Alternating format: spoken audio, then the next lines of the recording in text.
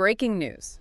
Pope Leo XIV demands ending war in Ukraine. It is Sunday, January 25, 2026. Before we jump in, if you support Ukraine and want the real story, we have one request for you. Augurally subscribe to Defense Reports. It's your go-to source for timely, in-depth military and defense reports. I'm Alex. Join me with Arya in the latest Deep Dive by Defense Report for a sharp, no-nonsense breakdown of the latest in global defense news, military technology, and strategic developments. And today we are covering a massive collision of diplomatic worlds happening as we speak. It really is a collision, isn't it? It feels like three separate universes operating at the same time. Absolutely. So you have these secret trilateral military talks just wrapping up in Abu Dhabi. Then you have this new Board of Peace launched in Davos with a pretty steep entry fee. $1 billion entry fee. We have to talk about that. And on top of all that, the Vatican has just issued this blistering demand to stop the imperialist aggression against what they're calling martyred Ukraine. It is a chaotic Sunday. We're looking at three distinct power centers trying to shape the future of Europe. They're all using completely different rule books. You've got the raw financial muscle of the U.S. in Davos, the shadowy intelligence moves in the UAE, and then this sudden moral thunder coming from Rome. It really feels like we're at a tipping point. So our mission today is to dig into whether that kind of moral authority, the kind the Vatican is trying to use, can even survive in this new age of transactional diplomacy.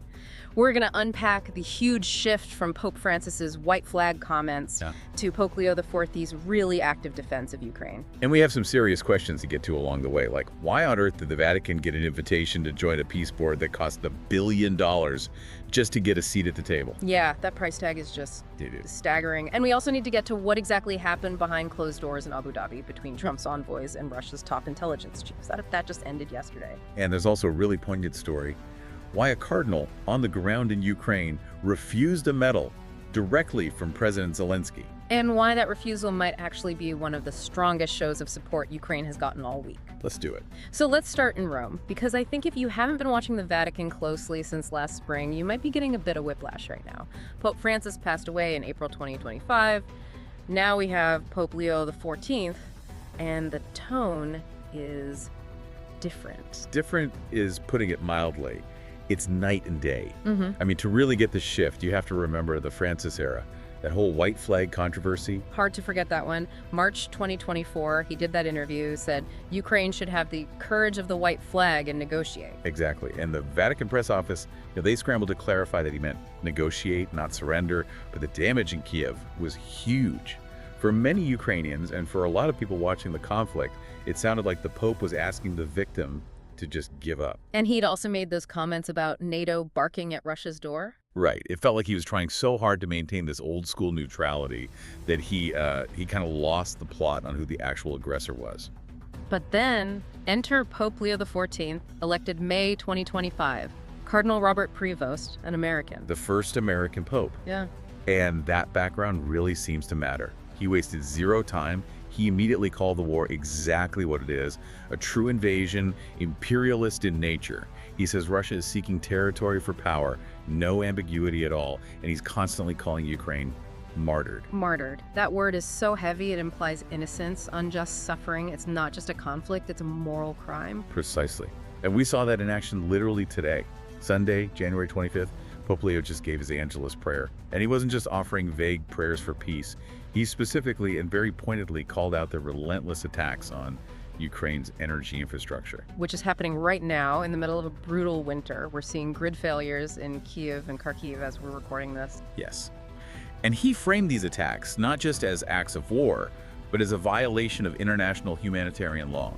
He's using legal terms, not just spiritual ones. He's basically saying that trying to freeze civilians to death is a war crime. The reaction from Kiev has been fascinating to watch. I remember Zelenskyy, back under Francis, saying Ukraine doesn't need mediators. He was very cold towards the Vatican. That has totally flipped. Zelenskyy has already met with Pope Leo 3 times. Yeah. The last one was just December 9th. And now he's actively welcoming Vatican mediation, especially on the issue of returning abducted children. It makes sense. When you have a pope who validates your country's fight and calls out the imperialism of your invader, well, suddenly the Holy See looks like a very powerful ally. It's a massive diplomatic pivot. It is. But this is where the cognitive dissonance kicks in. While the Vatican is talking about international law and morality, the United States is over in Davos launching something that sounds like it came out of a corporate boardroom. The Board of Peace. I still can't quite believe it's a real thing. So this was Thursday, January 22nd, at the World Economic Forum. President Trump launches this. What is this thing? Well, the stated goal is to replace what he calls ineffective UN mechanisms. Structurally, it's basically a US-owned company that's meant to manage conflict resolution. But the detail that has everyone talking is, of course, the membership fee. $1 billion. $1 billion. For a permanent seat on the board, it's the definition of transactional. It's pay-to-play diplomacy. Hold on. So if you're a smaller country, or say a country that's currently being invaded and your economy is destroyed, you just don't get a seat. That seems to be the implication, yes. It turns global security into a kind of VIP lounge. And the Vatican got an invitation to this club. They did. And the response from Cardinal Parolin, the Vatican's Secretary of State, was just a masterclass in diplomatic shade. What'd he say? He gave the standard line, we were studying the proposal, but then he added this dry comment that the Vatican is not even able to pay $1 billion. I mean, they have some nice art, but I don't think they have $1 billion in spare change for a membership fee. Right. But his deeper point was much more serious. He warned against completely bypassing international law and the UN. The Vatican clearly sees this Board of Peace as a privatization of global security. If peace becomes a luxury good only rich nations can afford, what happens to everyone else? That's the question. So you have Pope Leo talking about law and morality, and the Board of Peace is talking about buy-ins and, I guess, shareholder value. So who's in and who's out so far? Well, France and Norway said no immediately. And President Trump's response was to threaten France with 200% tariffs on their wine. Wow. It's not very peaceful. Not really. But Russia says they're interested. Of course they are. If you can just buy influence instead of following the rules, that's right up their alley. But speaking of Russia and backroom deals, let's shift to the other major event, the secret talks in Abu Dhabi. Yes, this is where it gets really interesting. If Davos was all about the money and the flash, Abu Dhabi was about hard security.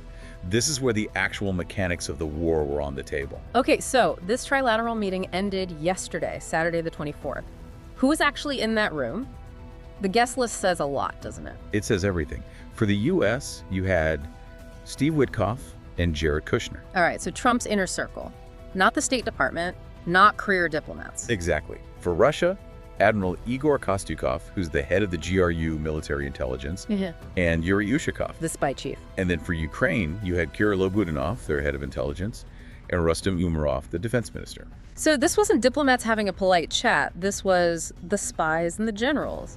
When you bring the head of the GRU to the table, you're looking at maps, not just signing treaties. Absolutely. The agenda was hard security, disengagement lines, monitoring troop movements.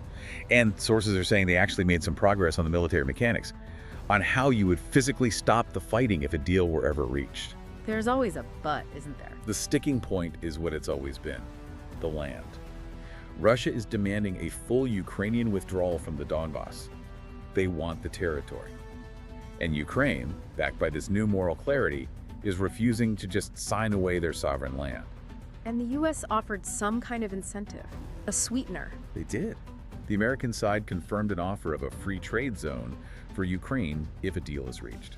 So, trade access in exchange for territory. That's the uncomfortable implication. The U.S. is using an economic incentive to try and push a security deal. It's very transactional, just like the Board of Peace. Give us a ceasefire, we'll give you a trade zone. But for Ukraine, giving it the Donbass isn't a business transaction, it's an amputation. It just perfectly highlights the clash in approaches, doesn't it? The Vatican is saying this is an unjust invasion, the victim has rights, and the Abu Dhabi talks seem to be saying, okay, let's make a deal, what's everyone's price? And that creates a fascinating tension for Zelenskyy. He needs the Americans for weapons and for the economic future that a free trade zone represents. But he also needs the Vatican for the moral legitimacy, to keep reminding the world that Russia is the aggressor.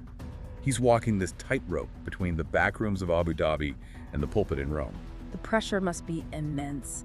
And while all these talks are happening in fancy hotels and palaces, we have to remember what's happening on the ground in Ukraine, because the timing of all this peace talk is just grim. It is. We're seeing these massive Russian strikes on Kyiv, on Kharkiv, on Sumy. And again, it is January. It's freezing, targeting the power grid and heating right now. It's a very specific kind of cruelty. It's weaponizing winter. It is. And that brings us right back to the moral argument.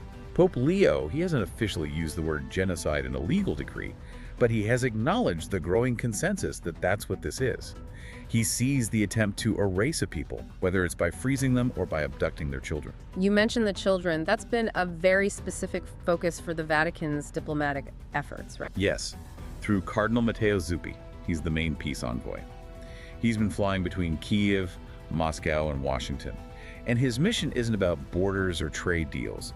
It's what he calls the human dimension. Specifically, getting those thousands of deported Ukrainian children back home from Russia. It seems to be the one area where the Vatican's soft power has a channel into Moscow that maybe others don't. Right. Even Russia's Foreign Minister Lavrov. He dismissed the Vatican as a place for broader peace talks, but they're still talking to Zuppi about the children. Even a regime like Putin's seems to recognize the unique moral position the Vatican holds on that issue. There was that story that came out about Cardinal Krajewski, the papal almoner, which I think just perfectly captures this new Vatican spirit. Oh, it's such a powerful moment. So Cardinal Krajewski is the guy on the ground, literally delivering generators and food while wearing a flak jacket. President Zelenskyy tried to award him a medal for his humanitarian work, a huge honor. And he turned it down. He refused it. He said the medal doesn't belong to him, it belongs to all Catholics who are helping Ukraine. He basically rejected the personal accolade to emphasize the collective, humble nature of the work. Wow. It sends such a clear message. We're not here for awards or for political points. We're here because it's the right thing to do. It's the polar opposite of a billion-dollar peace board. That's incredibly powerful. And it's not just the Pope in Rome. It seems like American cardinals are starting to get involved too. That could create some real friction at home in the U.S. This is a really significant development. On January 19th, 3 major U.S. cardinals, Cupid from Chicago, McElroy from San Diego, and Tobin from Newark, they all issued a joint statement. And these are not minor figures. These are heavy hitters in the American church. Absolutely. And they used Pope Leo's new teachings to directly critique current U.S. foreign policy. They warned that a diplomacy of force is replacing dialogue. And they quoted Leo saying, "War is back in vogue." War is back in vogue. That is a chilling phrase. It is. They are basically calling out this whole transactional approach, this idea that you can force peace with intimidation or buy it with cash. They're saying it lacks a moral foundation. Yeah. It shows Pope Leo's message isn't just staying in Rome, it's creating the potential for a real clash between the White House and the Catholic leadership in America. So if we step back and look at the whole picture, what does this all mean? You have Pope Leo fully backing Ukrainian sovereignty, calling out Russian imperialism. Then you have the U.S. pushing a pay-to-play board of peace and cutting deals with the spy chiefs in the UAE. We are watching a battle for the soul of diplomacy. On one side, you have the Board of Peace model, which is all about money, power, and leverage. It's cynical, maybe it's short-term results, but it's exclusive. And on the other side, you have the Vatican's model of active neutrality based on international law, morality, and human rights. And Ukraine is stuck right in the middle of that battle. Ukraine needs both. It's the tragic reality. They need the American leverage to stop the Russian war machine. But they need the Vatican's moral cover to make sure that any deal isn't just a quiet surrender. The Pope is creating a type of moral pressure on Russia that, frankly, money can't buy. It's a fascinating dynamic. Just 2 years ago, the Vatican seemed, well, almost irrelevant on this issue. Too soft. Now, under Pope Leo, it's one of the few global voices speaking clearly about right and wrong, while everyone else is talking deal structures. Exactly. Pope Leo has made the Vatican diplomatically relevant again by choosing a side. Not a political side, but the side of the victim. It leaves us with a lot to think about as we watch how this all unfolds. And the question I'm left with is this. If peace actually becomes a membership club with $1 billion entry fee, what happens to the voices of the victims who can't afford to pay? And, at the end of the day, can the soft power of a pope really stop the hard power of a hypersonic missile? That is the question of the century. We are going to be watching this very, very closely. You've been listening to Defense Report by Alex Anaria, where we analyze the latest in military strategy, global defense, and advanced weaponry. And before you go, one last reminder. Alert, subscribe to Defense Reports, your go-to source for timely, in-depth military and defense reports. We'll catch you next time.